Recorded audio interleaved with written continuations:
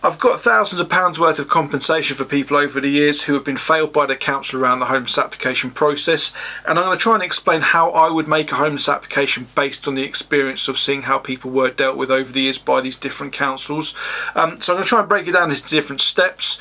The first step is really just understanding what it is you're about to enter into if you're about to make a homeless application. So it's basically to understand the game, because in one sense it is a game, there are rules to it, and there are a lot of things about it that might surprise you, or if you haven't had experience of these kind of bureaucracies before, a lot of things that might kind of take you off guard. And so really the kind of idea is with housing law that you are supposed to provide the best argument possible for yourself, and in terms of there being a duty to house you.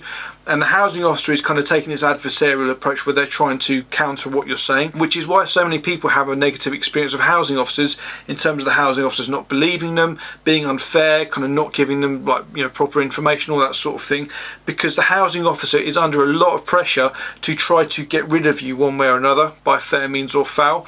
And there's no real accountability in the homeless sector. Even if you get caught breaking the law, you're not really going to have much of a penalty. It's not like you're going to get struck off or have your professional registration revoked, because there is no professional registration of housing officers. They're often just people off the street almost who are just put into these roles. They're given no real training, they've got unrealistic caseloads to manage, and they will deal with things however they can, and they will often be told specifically by their line managers to break the law. So there aren't many housing officers out there who resist that pressure and actually do the job legally. So that's what you're up against. As I say, it's important to understand that you're not wandering into kind of other sort of application processes that you might have been involved in. There is a big incentive for councils to try to fob you off, because they're going to save money in the short term for their council housing budget. So that's the first thing. You need to understand that it's a game. There are rules to the game. You can find out what the rules to the game are just using Google. If you Google homelessness code of guidance, you're going to find out what the rules are that councils have to follow. But as I say, a lot of housing officers literally see what they can get away with, and you're just another person to them that they're going to try and play the game to see if they can get away with. If you don't push back, you will just be fobbed off most likely, and you'll be left homeless. So that's kind of the situation. So that's the first thing you need to understand. You are playing a game. It doesn't matter to them. They're going to have a roof over their head whether they win or lose the game, whereas for you it's incredibly important, which is why I'm suggesting taking these kind of steps in the following process. So that's the first thing. It's a game. You need to understand how to play it and kind of play it well. Next thing I'd say in this respect is that you need to understand that you have rights, and they are rights under the law. So although lots of councils don't follow the law, and no one really seems to be bothered by that, the fact is you have rights and you can enforce them if you hold your ground. So really there is no reason to feel bad about approaching a council and making a homeless application. If a housing officer makes you feel uncomfortable because they're kind of resenting you for daring to make an application, that is a sure sign that you are about to be fobbed off, or you're about to be treated unfairly. A good housing officer will not make you feel uncomfortable for being homeless in that situation and needing the help. And the law itself, so these rights that you have under housing law, are specifically designed to be there for people when they hit hard times. And a lot of people are hitting hard times right now with the cost of living crisis, with a housing crisis and all that kind of stuff going alongside it. So this is why the law exists, to prevent people from becoming homeless for any length of time, so that you can move on with your life, start contributing again, get back into work and all the rest of it, so that you don't suffer ridiculous harm that comes from it, so that you don't get trapped into this revolving door charity system. The homeless application process and your rights under the homeless application process are your best way to avoid becoming homeless for any length of time and just getting housed again in suitable accommodation, and as I say, being able to move on. So that's the second thing I say. You need to understand your rights, and you need to stand up for them as well. Don't just let housing officers just push you aside. If you have a right to something, it's down to you. There is no one else back in your corner. You are unlikely to be able to get a solicitor involved, and it's quite difficult to find charities that are willing to challenge councils on your behalf, because they're often paid by the council, and so they'll kind of trade off your rights in order for them to be able to get their paycheck in terms of their contract. So just beware of the reality of that situation.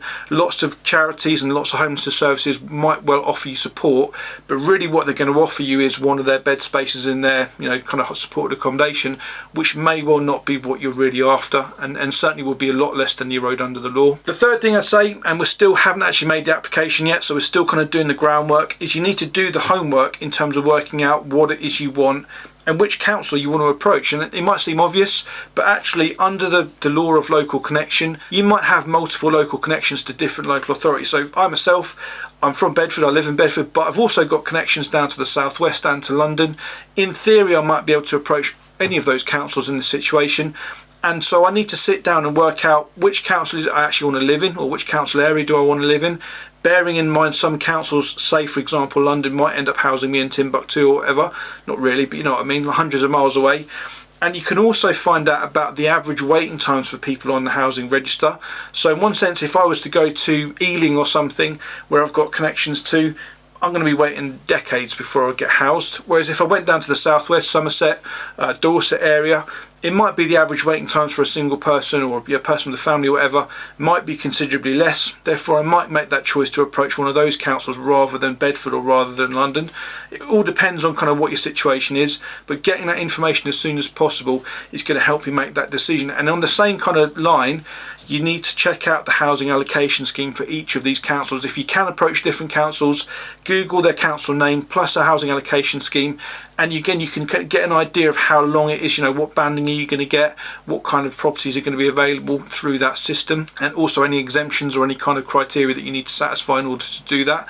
So do check that out. That gives you a kind of a ballpark understanding of how these different processes work. So that's the next thing you need to do, is do your homework. And it might be also at this stage, you make sure you're able to access your personal records. So for example, you might get the NHS app on your smartphone, go and get it registered so that if you need to provide medical information down the line, you've got it at the click of a button. So things like that you can do all the time that are going to help out. The next thing I'd say is you need to get the best help you can.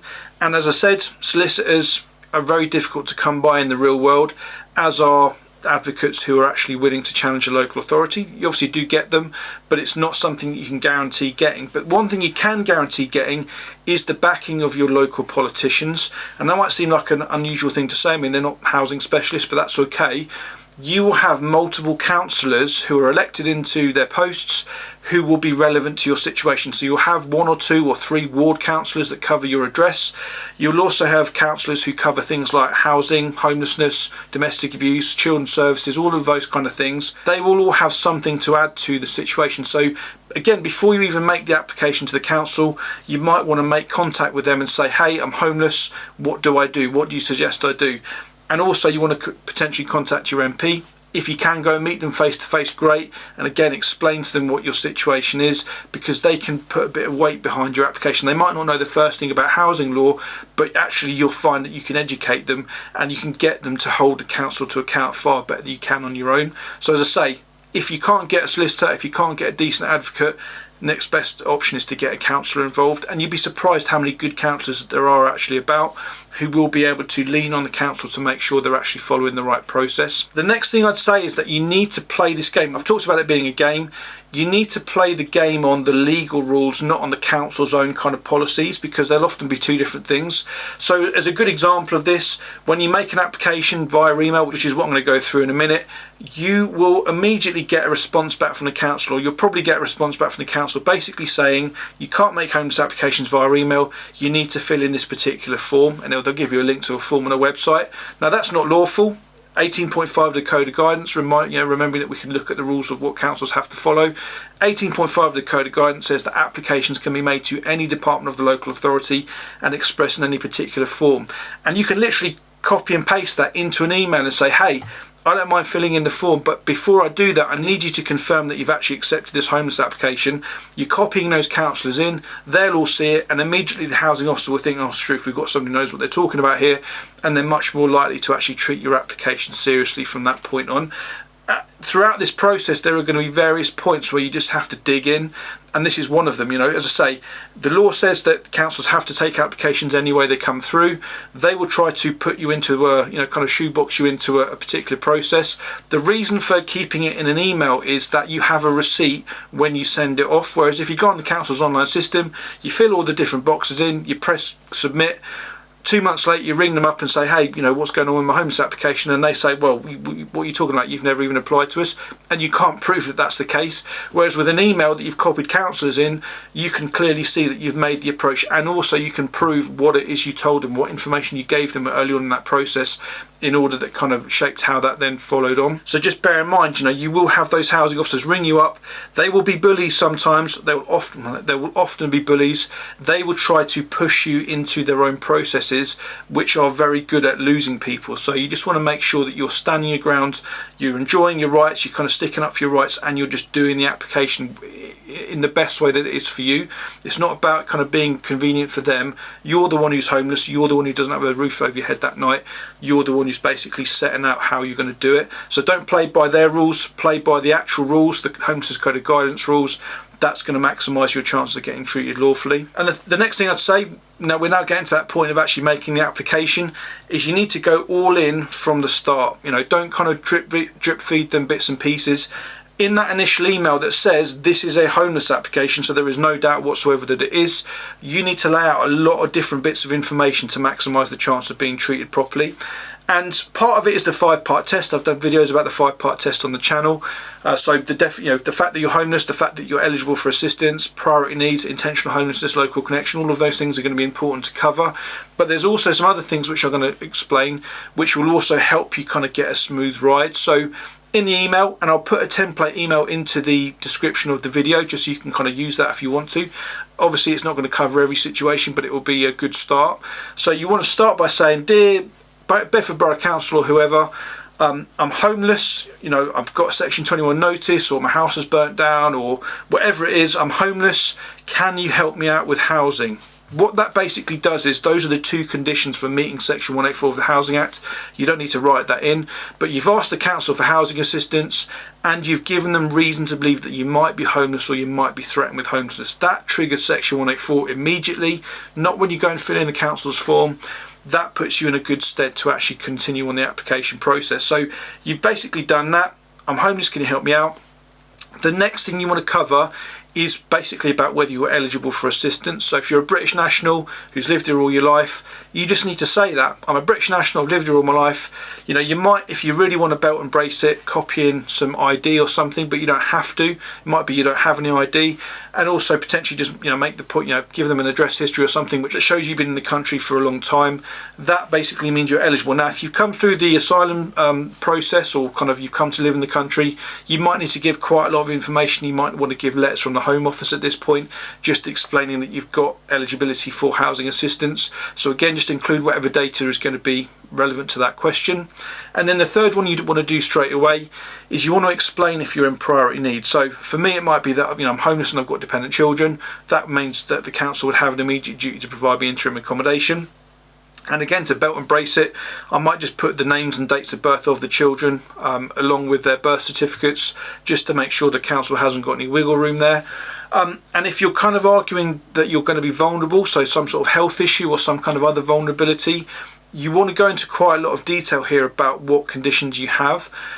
It's always going to be difficult. Vulnerability is the easiest area for councils to act kind of perversely. And crucially, the question you want to focus on it is not just what health conditions you have, but how those health conditions are going to be affected by homelessness. So if you've got arthritis, that in itself doesn't mean you're in priority need. But if you make the point, I have really bad arthritis, and if I was street homeless, my joints would seize up and I'd be in incredible pain because of sleeping in the cold, that would be the kind of argument. That's the kind of issue at hand when it comes to vulnerability. So you want to give a fair amount of detail at this point, keep it bullet pointed, keep it short and concise, but do include any condition you might have, any support services that are involved, your GP, it might be a medical specialist or something, a social worker, mental health worker or something that's involved. That would kind of maximise the amount of information you're giving at that point. And these 3 points are really important: the fact that you're homeless, the fact that you're eligible, the fact that you're in priority need, because that triggers Section 188 of the Housing Act 1996, which basically is the interim duty to accommodate, so as in to give you emergency accommodation. If you don't give the council reason to believe that you might be homeless, might be eligible, might be in priority needs, that duty won't kick in. And so you want to basically lay as much information out as you can to maximise the chance of hitting that threshold. And then that's, as I say, that's the kind of the very important bit at the start, but there's some other information you want to include here as well. So you would probably want to include a 5-year address history, as I've already said, because that also will kind of cover local connection and will cover intentional homelessness as well, potentially. So do include your 5-year address history. I'd probably also put in there your income. You don't have to do this stuff, but I'd say it's probably going to be in your interest to explain the stuff. So whether you're in employment, whether you're on benefits, how much you receive, all of that kind of stuff is all going to be relevant. It's not only going to be relevant to your initial kind of situation, but it's also going to be relevant to what type of housing you're likely to get down the line. And the sooner you submit that information, the better it's going to be. You also want to put things that are relevant to location. So if your kids are at a particular school, if your job's at a particular address, or if you're at risk in a particular area, all of those kind of things you want to lay down very early on. So in writing, you're basically saying, I can't be housed in this area because, I've got an abusive family member or something that lives there that I'm at risk from. Or it might be, your kids' schools are over here and they need to remain in that school. Whatever it's going to be, again, that just kind of lays out the information the council need in order to establish what accommodation they need to offer in terms of it being suitable. I'd also put in at this point whether you need help protecting your property. Now, lots of people who are homeless, they've got lots of belongings, but they've got no money right now to store it or kind of transport it. And a council in some situations will have a duty to do that work for you. So if, for example, you have no other arrangements in place, you need to tell the council, I've got, X, Y, and Z items, and I have no way of protecting myself. Can you help me with protecting those items? And they will have a duty to protect them. And that might be in the case of effectively loaning you money in order to pay for storage costs or pay for transport costs. But that's something, again, you need to flag up with them. Otherwise, they're likely to forget to ask you. They do have a duty to ask you, but they probably won't because they're not looking for work, basically. So lay out that information as well. And as I've already said, if there's any other support services involved, so an IDVA, mental health services, charities that are supporting you, put the details of those contacts in there if you want the council to speak to them. And you can actually ask the council, in further correspondence, can you copy in X, Y, and Z people into the emails just to help me understand what's going on? Because there is no way around it. The correspondence you get from the council will be written in kind of legal terms, and it's very difficult to understand even if you have got training in it. So do kind of bear in mind that you can ask the council to involve other professionals. It might even be that you ask them to involve the councillors in order to help you to kind of follow what's going to happen next, because you'll get loads of complicated letters with different codes on it and stuff like that, and it won't immediately make sense what it actually means. And you could actually put in there, actually, do you know what, any decision you make, I'd really appreciate a phone call or a face-to-face meeting in order to explain that. And on that point, finally in this section, you want to state if you or anyone in your household has a disability. And this is really important because, again, the council should ask, but they probably won't. And you not only need to put in what your disability is or what your family member's disability is. So, for example, let's say I was a wheelchair user. You then need to say what the council need to do in response to that disability. So it might be a case of saying, I'm a wheelchair user, I need level access accommodation when I'm housed. So that's kind of something that then means the council will need to source for you suitable temporary accommodation and suitable long-term accommodation. It could be something which is a little bit more kind of difficult to show, but you still need to say it. So it might be, I've got PTSD or I've got autism or something, which means that I get very anxious with changes. And you need to say, because of these diagnoses, I need to be somewhere that's self-contained. I need to be somewhere that's not ridiculously antisocial, and those kind of things to, again, just kind of flag it up with them. You can, it could be a million different things. It might be that you're dyslexic and you need letters to be on blue paper. Whatever it is, you need to say in this initial email what your disabilities are and what you're asking the council to do as a response to those disabilities. So again, if you don't put it in at this point, you can't blame the council for not knowing about it. So that's why you need to be quite diligent and thorough in terms of explaining what these different things are and what difference it makes to you in terms of what you need the council to do to respond to it. So that's kind of the email that you've sent out. You click send. The next thing I'd say, and I've already covered it a little bit in one sense, but it's that you need to defend yourself, because at some point or multiple points during this process, you are going to have a rather bullish housing officer trying to get rid of you and trying to, tell you that, tell you sky is pink or whatever sometimes it kind of feels like.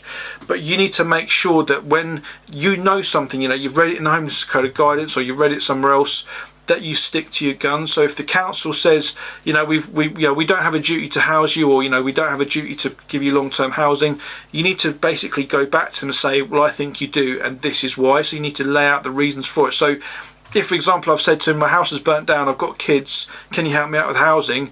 And they say to me, oh, there's nothing we can do, you need to go and find private rented accommodation.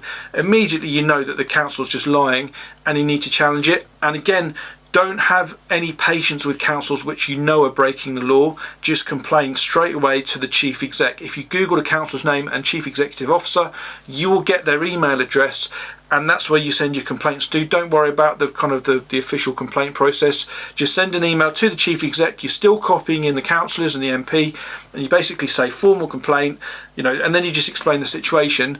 If it's important, so if it's a case of whether you get housed tonight, just send the complaint. Don't give them kind of any leeway on those important things. If it's something that's less important, let's say, for example, you're already in temporary accommodation and you're trying to get an update from your housing officer and your housing officer's not responding, do give them a couple of days before you go to the chief exec. So maybe send one saying, another couple of emails over a couple of days. And if you don't get a response, again, just complain to the chief exec. If you don't do it, nothing will change. Essentially, housing officers are in a situation where they just don't have the resources to discharge the duties they have legally. That is not an act of God. That is because councils over decades have not resourced their staff properly and have not ensured there's enough housing. So it's not your fault, it's the council's fault for being in this situation. They kind of are bleating, saying, oh, that's not our fault. It is their fault. It might not be the individual housing officer's fault. They might be trying the best they possibly can, but the council itself has not prioritised this stuff enough over the last few decades. And that is why they're in the mess. It's not because of something outside the kind of control of mankind to have actually dealt with. So just kind of keep them on a short leash. If they haven't done something they said they do, or if they've broken the law in some way, just complain to the chief exec and just be willing to kind of bare your teeth in that point. Sadly, the more vulnerable you are, the easier it is to fob you off. So again, all I can say is try your best to stand your ground and just stick up for yourself. And you'll find that housing officers, if they see you've got a few teeth to bear, they'll kind of treat you a bit more seriously and are more likely to actually, deal with you properly in this process. And then finally, I'd say you need to take initiative, because actually there are things that could happen which would, speed things up. So for example, if you are able to find a private rented landlord who's willing to take a rent deposit scheme or something, or even if they're not, you can go back to the housing officer and say, look, I've located accommodation, it's affordable, can you help me with the initial cost to secure the tenancy? If a council is sensible, they'll say, yes, sure, we'll give you the deposit, we'll give you the first month's rent in advance, because that is much cheaper than housing you in temporary accommodation for any length of time. So take the initiative in that sense. You also want to make sure that you get onto the housing register as soon as possible, because the quicker you get onto the housing register, and that is about filling in a particular form. So I'm not saying don't ever fill the form in online, but make sure the homeless application is triggered first. But fill in the form online, submit all the documents they request, which will be for sure ID, 3 months bank statements, medical details, all that kind of stuff. Submit that as soon as you possibly can and chase it, because you'll put it onto an online form. And again, you don't know if it's actually been received or not. So send an email to the housing officer and say, look, I've uploaded these things. Can you confirm that you can see them on the system? And again, copying councillors at that point as well, I would, just to kind of keep them all kind of tight.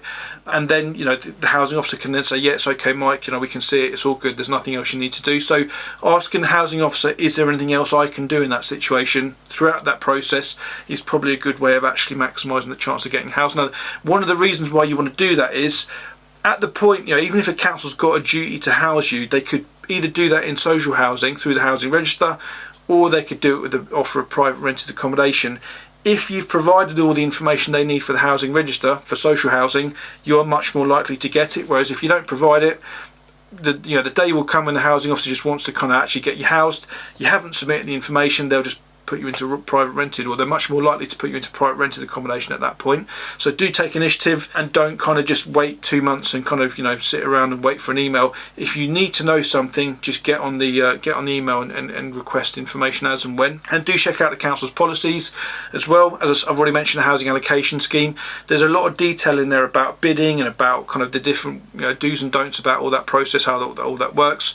You can get it through Google, so do check that out as well. As well as saying all that, I'd also say, again, if it was me making a homeless application, put it on email as much as you can. If you do have to have a telephone conversation or a face-to-face conversation with a housing officer, if it was me in that situation, I would covertly record every conversation I'm involved in.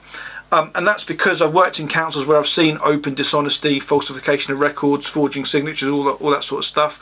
And I just know how some housing officers will just abuse that process. So what you want to do is, if you're in that situation where you're having to have a phone conversation or something, covertly record it, keep it, store it. You can't share it at that point. But if you then have to make a complaint down the line about something that was said in that conversation, you've then got a record of it which you can use to evidence the fact that it's not you that's lying, it's the housing officer.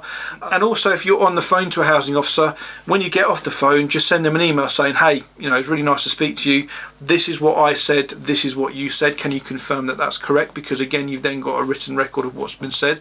Most of the skullduggery that goes on in homeless applications is done on the phone. They will say things to you on the phone that they would never dream of putting in writing because they don't want to get caught. So that's something you just want to be aware of as well. As I say, I'm not saying that that's you should do that, but all I know is that if in a situation, if I was in that situation, I would certainly covertly record everything. It is legal. It might not be very tasteful, but it's legal. You can do it as long as you don't go and share it on Facebook or whatever.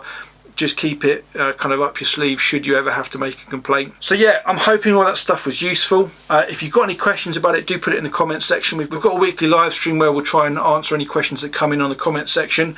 And if you haven't been on our online training, do check out Eventbrite. It's designed for professionals who want to get people housed. And we go through these definitions that, a lot of the jargon I've talked about here. So definition of priority need, definition of homelessness, definition of intentional homelessness, all of that kind of stuff. It gives you a really good kind of starting point for getting people housed and starting doing this bit of work of holding councils to account. So as I say, very reasonably priced. We get a lot of experienced professionals on there who literally say it's the best training they've ever done. If you go on Trustpilot as well, the link's in the description, you can see the feedback we've had so far. And we've only had one 4-star review. Basically every other review has been 5-star. So do check it out. It's a high quality course, much cheaper than you get elsewhere. So it's £30 if you're paying for it yourself and attending in your own time and not being reimbursed by your employer, and it's £60 if you're a professional, which again is probably half the price of what you get if you went elsewhere for it. So do check that stuff out. If you subscribe to this video, you'll get notifications of future videos and the live streams. So it's probably worth doing for those reasons. And just to help it get out there, if you got this far, it'd be great if you just like the video. Just helps us out, kind of get this message out. So